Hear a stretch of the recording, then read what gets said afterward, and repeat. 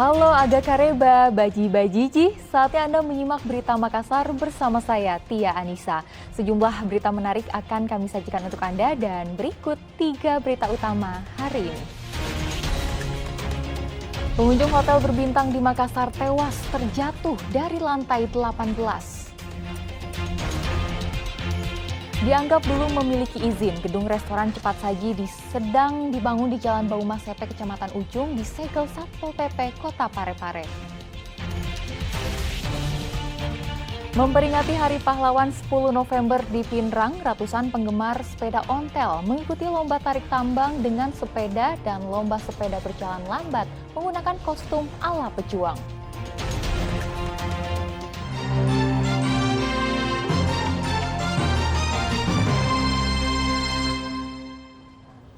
Kita ke informasi pertama. Pengunjung hotel berbintang di Makassar tewas terjatuh dari lantai 18. Pengelola hotel membantah ada kelalaian fasilitas keamanan di lantai 18. Diduga terpleset, seorang pengunjung hotel berbintang di Jalan Jenderal Muhammad Yusuf, Kota Makassar, terjatuh dari lantai 18. Korban tewas seketika di basement hotel dengan luka serius pada punggung dan wajah. Selesai olah tempat kejadian perkara, tim medis Polda Sulawesi Selatan segera evakuasi jenazah untuk keperluan autopsi. Pengelola hotel membantah ada kelalaian fasilitas keamanan di lantai 18 sehingga mengakibatkan pengunjung terjatuh. Karena menyediakan fasilitas kolam renang dan pemandangan dari atas, pengelola hotel memberikan batas dinding berbahan besi dan beton agar pengunjung tidak bisa mendekati atap gedung. Korban juga bukan tamu yang menginap di hotel, melainkan hanya pengunjung. Pertama ini tamu bukan tamu kamar. Iya. Bukan, dia cuma datang berkunjung. Kita juga belum lihat. Yang intinya bahwa kita serahkan semua ke pihak kepolisian untuk tidak lanjuti. Kalau SOP-nya sendiri di hotel ini seperti apa? Pak SOP sudah jelas. Sudah jelas. Iya, karena itu kan area restoran. Ini kalau bukan kamar. Terus korban ini memang jatuh dari lantai berapa? Kalau sementara kondisinya kalau kita dengar lantai 18. Itu 18 apa memang Pak? Kolam renang. Itu bagaimana sistem keamanan di situ Oh, ada pagarnya memang. Oh, memang ada pagar. Memang kan selama ini memang area itu sebenarnya area steril. Area steril memang. Iya. Tidak sembarang orang situ. Sembarang masuk. Tapi untuk sementara hanya sendiri Pak dia datang Pak. Apanya? Sendiri dia datang ke sini. Kita kan belum melihat sejauh mana dia kedatangannya, karena kita kan saya tiba di sini kan baru kejadian. Nah, maksudnya Pak tidak bersama dengan keluarga. Dia tamu kah? Tamu hotel kah? Atau memang datang untuk berenang? Kita tidak berenang, tidak posisi berenang. Dia tamu hotel? Tamu berkunjung, bukan tamu kamar. Oh, bukan tamu kamar, dia berkunjung memang. Berarti ada temannya di sini Pak? Ya itu memang kita belum tahu ada temannya atau tidak. Tapi sudah sempat pesan atau belum sempat Pak? Belum Ya. Belum. Pak, tolong dipertegas lagi soal SOP-nya di lantai 18 ini seperti apa, Pak? Keamanan bagi Keamanan pengunjung. sebenarnya sekeliling kolam ada pagar. Pagar dari Dan kaca ada kah, karyawan. besi? Dari besi dengan dari batu. Dari batu. Iya. Itu setingginya bagaimana? Setinggi keamanannya itu? Standar lah. Saya pikir standar. 1 meter, 2 meter pagarnya, Pak? Jadi, 1 meter lebih. ya kalau kita bahasanya kalau memang ada niat biar tinggi bagaimana ya. Itu aja mungkin. Yang penting kita tunggu juga hasil dari pihak kepolisian bagaimana ya. Pasca kejadian ini, Pak? Sementara polisi punya tanggung jawab. Pak, pasca kejadian ini seperti apa nanti langkah-langkah selanjutnya biar tidak terulang kejadian serupa? Yang pasti kita akan pelajari kembali. Kita kan pasti minta laporan dari kepolisian bagaimana bentuk kejadiannya. Ya. Mungkin dari situ baru kita bisa ambil satu tindakan. Ya. Polisi turut menyita CCTV hotel yang menjadi barang bukti penyelidikan, sekaligus memeriksa sejumlah rekan korban sebagai saksi. Jadi begini, dari kami Polsek Wajo tadi mendapatkan informasi ada kejadian di salah satu hotel di Makassar, dan kami berkoordinasi dengan Polres, identifikasi, turun di salah satu hotel yaitu Hotel Argo Seafood Hotel, dan ditemukan salah satu perempuan yang tergeletak di basement. Untuk identitas korban sendiri? Jadi untuk identitas korban, dia perempuan, masih berumur 16 tahun dan dia statusnya pelajar. Ini kira-kira bang motifnya Jadi gimana? masih kalau untuk motif masih kita dalami, masih dalam proses penyelidikan. Untuk sementara perempuan ini dia jatuh dari lantai 18 ke lantai dasar. Untuk hasil TKP tadi bang apa saja yang diamankan? Jadi untuk sementara yang kita amankan dari bawaan dari pihak perempuan yaitu HP, terus charger dan jilbab. Untuk saat ini bang korban di mana? Korban masih di Dokes. Ini di lantai 18 apa di atas lantai? Di lantai 18 itu fasilitas kolam renang. Untuk korban sendiri bang apakah tamu atau cuma berkunjung ke hotel? Untuk sementara itu masih kita dalami. Untuk proses ini bang pihak keluarga ini melakukan otopsi atau gimana? Jadi untuk sementara dari pihak keluarga menolak untuk dilakukan otopsi. Kepastian penyebab kematian korban hingga saat ini masih diselidiki polisi. Andi Muhammad Sardi melaporkan dari Kota Makassar.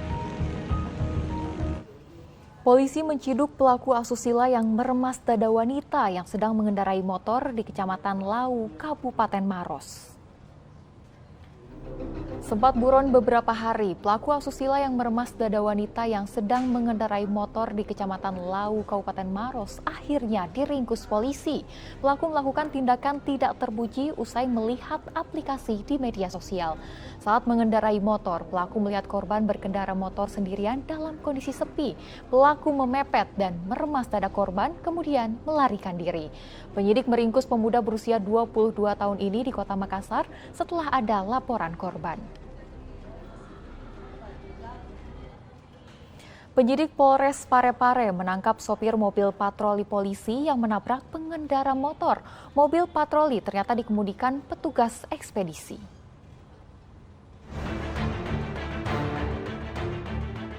Inilah rekaman kamera pengawas yang memperlihatkan dua pengendara motor berboncengan ditabrak oleh mobil patroli polisi di Kota Parepare.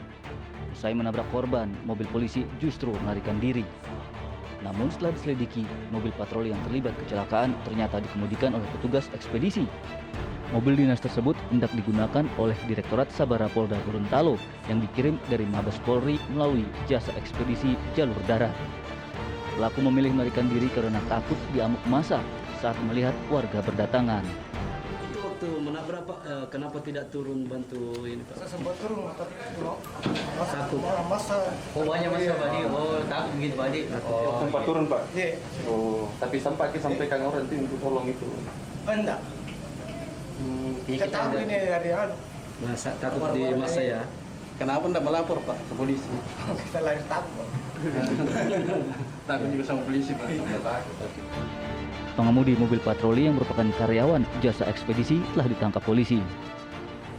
Kejadian kecelakaan lalu lintas yang kebetulan melibatkan kendaraan dinas Polri pada hari Selasa tanggal 8 November kemarin.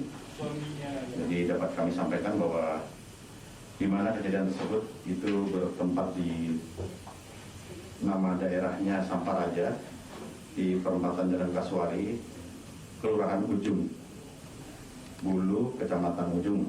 Jadi memang pada kesempatan tersebut terlihat bahwasannya kendaraan dinas Polri tersebut menabrak kendaraan bermotor roda 2 dan selanjutnya kendaraan dinas tersebut melanjutkan perjalanannya dan tidak melakukan upaya-upaya berhenti ataupun melakukan pertolongan kepada pengendara roda 2 tersebut. Setelah kita melakukan penelusuran dan kita melakukan pendalaman, maka kami mendapatkan informasi bahwasannya memang ternyata kendaraan tersebut memang betul merupakan kendaraan dinas Polri, namun statusnya masih berupa kendaraan dinas yang dalam proses pendistribusian dari Mabes Polri. Jadi bahwasannya barang dinas, kendaraan dinas tersebut merupakan jenis barang pengadaan yang harus didistribusi kepada satuan-satuan wilayah dari Mabes Polri dan sedang dalam proses perjalanan pendistribusian yang dipertanggungjawabkan oleh ataupun masih berada di penguasaan daripada ekspedisi yang dipercaya oleh Mabes Polri. Dalam hal ini untuk ekspedisinya tersebut adalah PT Trans Anugrah Ekspresindo. Ya, jadi untuk drivernya pun yang pada saat mengalami kejadian kecelakaan tersebut itu kebetulan bukan anggota Polri. Jadi itu adalah memang driver yang ditunjuk oleh PT Trans Anugrah Ekspresindo. Adapun untuk identitasnya adalah laki-laki usia 59 tahun yang mana memang pekerjaannya driver ekspedisi. Untuk inisialnya I. Yang bersangkutan itu merupakan warga dari Kelurahan Tidung, Kecamatan Bakocini, Makassar. Nah, untuk selanjutnya sampai dengan saat ini untuk proses penyidikan masih berlanjut. Dan tadi malam itu kebetulan sudah setelah diinformasikan bahwa yang bersangkutan posisinya sudah berada di Mamuju, terus selanjutnya dilakukan pengamanan. Ya, kita berkoordinasi juga dengan Polda Sulawesi Barat, dan selanjutnya untuk yang bersangkutan pengendara kendaraan dinas tersebut diamankan mengarah kembali ke Polres Parepare untuk menyelesaikan proses administrasi penyidikannya. Mengingat untuk korbannya memang sebetulnya menginginkan tanggung jawab daripada si pengemudi tersebut, sehingga untuk saat ini juga sedang dilakukan proses penyidikan. Adapun nantinya terkait dengan penyelesaian perkaranya, kalau memang ternyata dari kedua belah pihak itu sudah tidak ada permasalahan lagi, ya, kemungkinan besar juga mungkin kita bisa menyelesaikan perkaranya melalui restoratif justice. Ke mana Pak? Ya, jadi untuk rencananya untuk kendaraan dinas Dimes ini yang sedang terkendala kecelakaan ini rencananya akan didistribusikan untuk Polda Gorontalo. Kasus tabrak lari mobil patroli yang dikendarai sopir ekspedisi berakhir damai. Keluarga korban akhirnya memaafkan pelaku setelah polisi melakukan mediasi. Sebagai keluarga, apa yang diharapkan, Bu? Saya cuma ucapkan terima kasih ke bapak-bapak polisi yang sudah bekerja keras sampai bisa pelaku yang tabrak lari bisa ditangkap, dan alhamdulillah kami sudah dipertemukan. Kami keluarga besar cuma mengharapkan tidak lain cuma perhatiannya pada saat kejadian itu, tapi sayangnya tidak dilakukan. Tapi kami keluarga juga mengerti mungkin rasa takut atau bagaimana, tapi etika baik yang kami tunggu, alhamdulillah Pak Supri sudah mengakui kesalahannya, dan selanjutnya ke depannya saya atur damai untuk kasihan keadaan ini. Saya lihat juga karena pekerjaannya coba sebagai sopir dan tidak ada manusia yang menginginkan musibah. Kami ikhlas, keluarga besar kami ikhlas menerima cobaan. Insya Allah akan ada hikmahnya di balik itu. Korban yang kita tabrak, usahakan kita bawa ke rumah sakit atau melapor ke polisi setempat yang dekat. Kasihan. Untungnya masyarakat cepat membantu. Akibat insiden ini, dua pengendara motor yang merupakan ayah dan anak harus dibawa ke rumah sakit karena mengalami luka pada beberapa bagian tubuh. Sementara itu, pengiriman kendaraan masih tanggung jawab pihak ekspedisi karena belum serah terima ke Polda Gorontalo. Ini kan sudah tanggung jawab ekspedisi. Nanti kalau sudah ada penyerahan dari ekspedisi ke Polda masing-masing, baru tanggung jawab itu polisi. Oh, siap. Hubungan antara si supir dan yang perempuan itu apa kemudian? Kebetulan dia numpang untuk dia biasa singgah di warungnya itu. Jadi, kenalan begitu. Kenalan saja.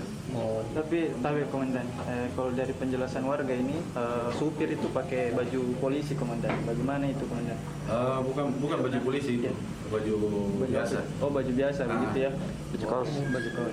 Baju kaos biasa. Oh, baju kaos. Oke, siap. Untuk kalau saya tadi sudah bersama pengendara tadi sudah jenguk korbannya. Mungkin alhamdulillah ada etika baik dari supir sama keluarga korban untuk menerima permintaan maaf waktu kejadian. Karena mungkin emosi sesaat, jadi kita harus maklumi. Jadi korban kemudian masih dirawat atau sudah keluar dari rumah? Yang satu sudah keluar, yang satu mungkin besok udah. Yang keluar siapa Pak? Anaknya. Oke. Polisi menyayangkan pengiriman mobil yang umumnya menggunakan truk trailer tapi dikemudikan oleh sopir menuju tempat tujuan. Suwardi Gatang melaporkan dari kota Parepare.